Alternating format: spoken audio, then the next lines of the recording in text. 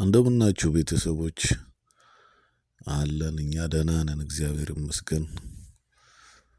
እና ዛሬ የምናየው ስለ ኦርቶዶክስ ቤተክርስቲያን የሃይማኖት አከባበር ስነ ስርዓት ነው።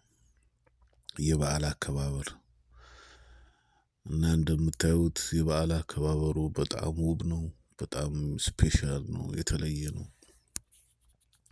አለባበሳችን፣ መቋሚያችን፣ ጽላጽላችን፣ ከበሮ፣ ዜማ፣ ወጣኑ ሁሉም ነገር የተለየ ነው። በዓለም ላይ እንደኛ አይነት የሚመሳሰል የለም። ልዩ ነው የኛ መዝሙራችን፣ ሁሉም ነገር ያሬዳዊ ነው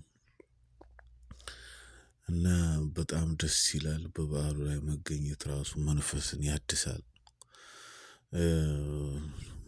ነፍስን ደስ ያሰኛል። እና የበዓሉን አከባበር